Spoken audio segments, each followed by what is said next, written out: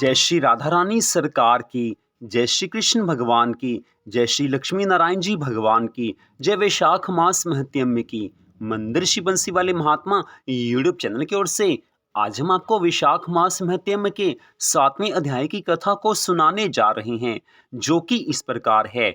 देवऋषि नारद जी राजा अम्बरीश से कहने लगे हैं कि मिथिलापुरी का राजा यह अद्भुत चरित्र देखकर ऋषि के आगे हाथ जोड़कर खड़ा हो गया और कहने लगा है कि हे महात्मन, इस धर्म को विस्तार पूर्वक सुनने की मेरी इच्छा है, जिससे यह इक्ष्वाकु वंश का राजा मोक्ष को प्राप्त हुआ है। जो शिपकली की योनि भुगत रहा था, उसको आपने एक क्षण में उस योनि से मुक्ति दिलाई है। इसके बारे में मुझे और ज्ञान प्राप्त करना है। श्रुतिदेव महाराज कहने लगे हैं कि हे राजन, तुम धन्य हो कि युवावस्था में ही तुमको भगवान के प्रिय धर्म के लिए इतना प्रेम है। तुम्हारे मन में भगवान की परम सुंदर भक्ति है, ये जानकर मुझे अति प्रसन्नता हुई है। हे राजन, बहुत धर्मों के संचित शुभ कर्मों के बिना प्राणी की बुद्धि भगवान की कथा में नहीं लगती, अर्थात पहले के जन्म में जो पुण्य कर्म किए हैं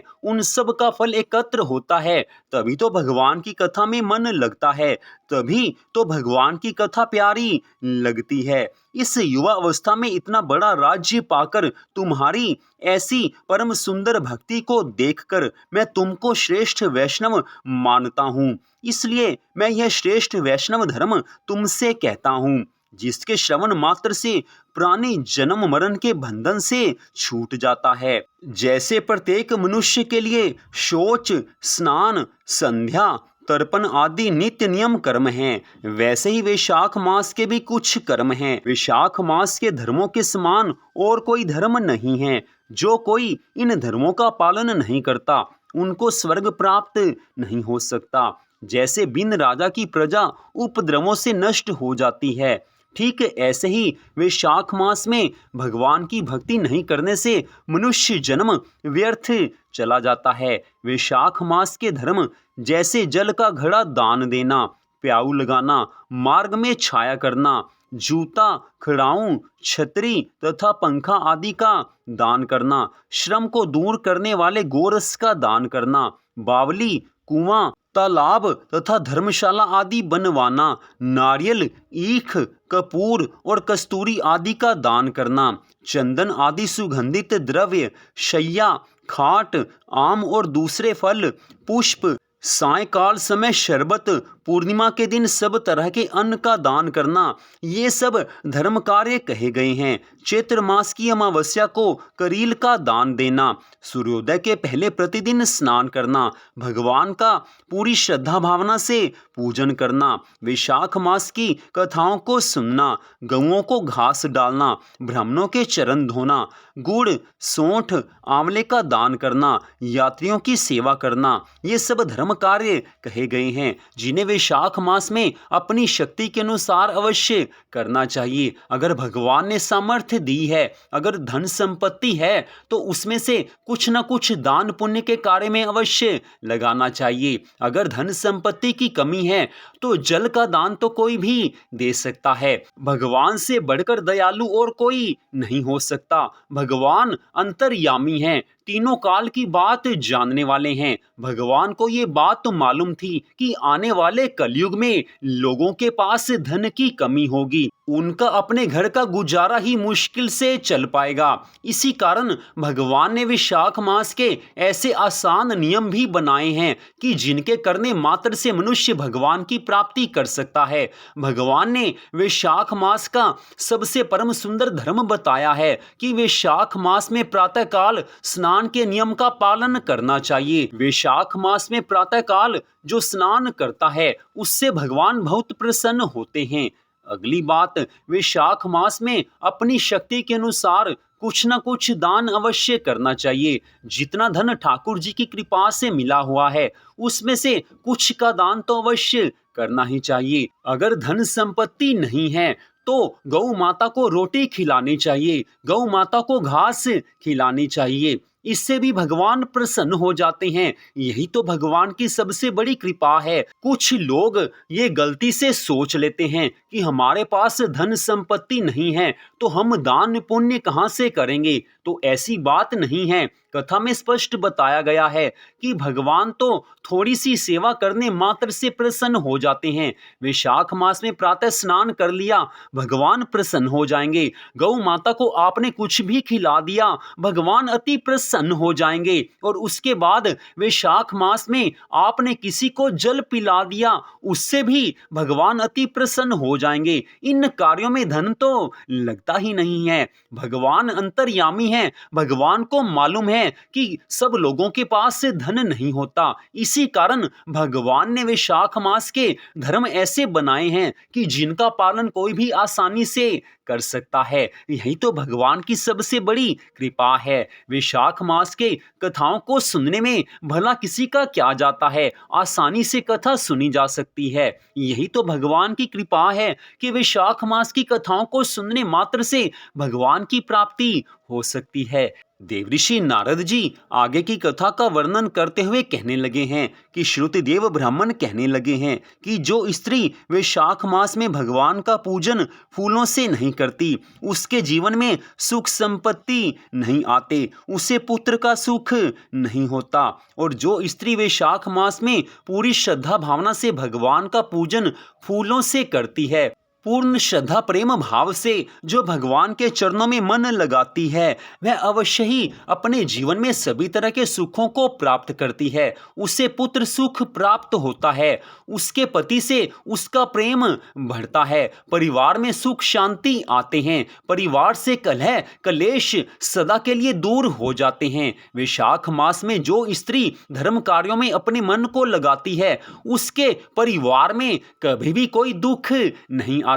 लेकिन मन को भगवान में लगाकर वैशाख मास के सब धर्मों का पालन करना चाहिए। वैशाख मास के इस पावन महीने में श्री हरि विष्णु भगवान जी माता महालक्ष्मी जी के साथ और अपने पार्षदों के साथ इस पृथ्वी पर लोगों के घर में जाकर उनकी परीक्षा करते हैं। जो भी इन दिनों भगवान जी का पूजन नहीं करता, वह अवश्य ही रौरव आदि नरकों में पड़ता है और फिर 5 बार राक्षस योनि को प्राप्त होता है। इसलिए वैशाख मास में अवश्य ही भगवान की भक्ति करनी चाहिए। वैशाख मास के पावन समय में अपनी सामर्थ्य के अनुसार अन्न और जल से भूखे प्यासे प्राणियों की रक्षा करनी चाहिए। इससे भगवान प्रसन्न होते हैं। जो मनुष्य वैशाख मास के धर्मों का पालन करते हैं, जो अपनी शक्ति के अनुसार दान पुण्य आदि के कार्य करते हैं, वो सदा भगवान को प्यारे होते हैं। भगवान तो स्पष्ट कहते हैं कि मुझे तो केवल अपने सच्चे भक्तों से प्रेम है, मैं और किसी की कामना नहीं करता।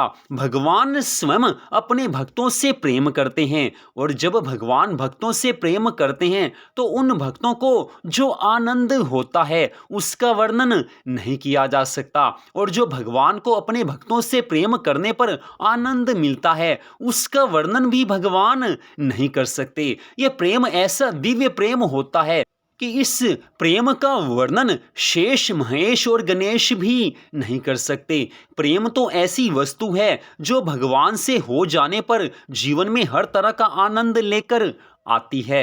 हम संसार से प्रेम करते हैं, इसी कारण हमें दुख प्राप्त होता है। हम संसार से प्रेम करके अपने आप को बुद्धिमान समझते हैं, लेकिन सच बात तो ये है कि जो लोग इस मनुष्य जीवन में भगवान से प्रेम करते हैं वही तो ज्ञानी हैं, वही तो पूरी तरह से बुद्धिमान हैं। क्योंकि मनुष्य जीवन प्राप्त करके भगवान की भक्ति करना, भगवान से प्रेम करना, यही तो मनुष्य जीवन का लक्ष्य है। जो इस लक्ष्य की ओर ध्यान देकर सदा भगवान से प्रेम करता है, भगवान की कथाओं से प्रेम करता है, भगवान की पूजा आराधना के समय जिसका मन भगवान के चरणों में लग जाता है, वही तो वास्तव में मनुष्य कहलाने के लायक है। 84 लाख योनियां भोग योनियां हैं, लेकिन मनुष्य योनि एक ऐसी योनि है कि जिसमें नवीन कर्म करके भगवान को प्राप्त किया जा सकता है। आजकल के इस संसार में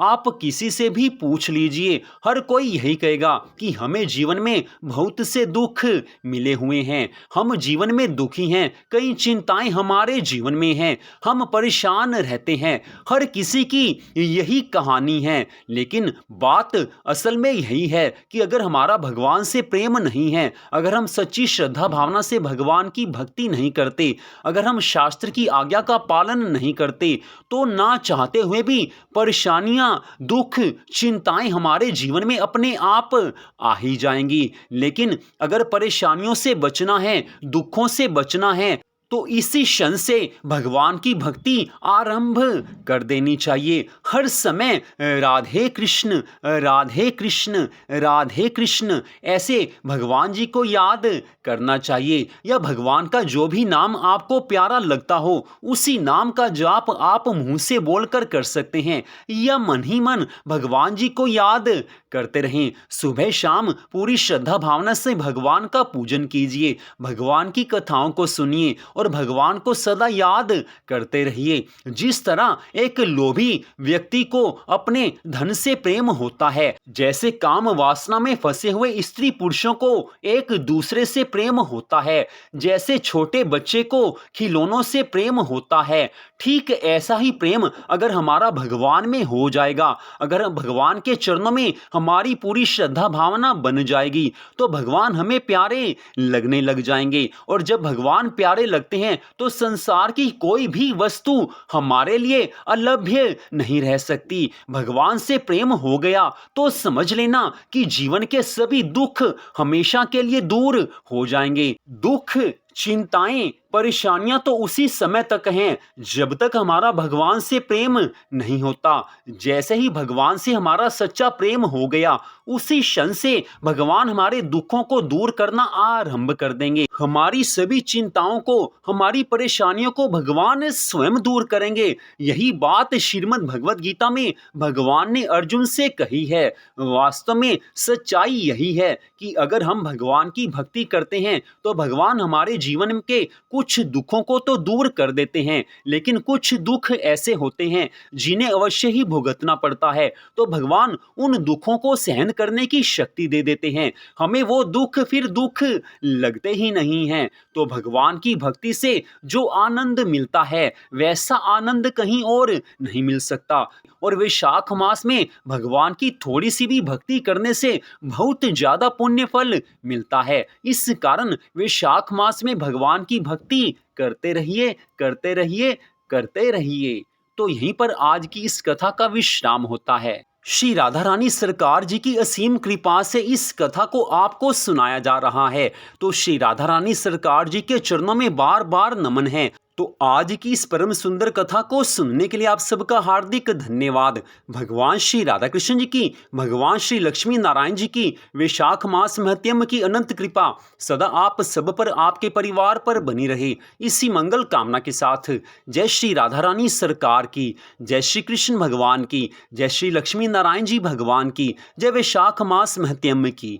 जय जय श्री राधे, जय जय श्री राधे, जय जय श्री राधे श्याम।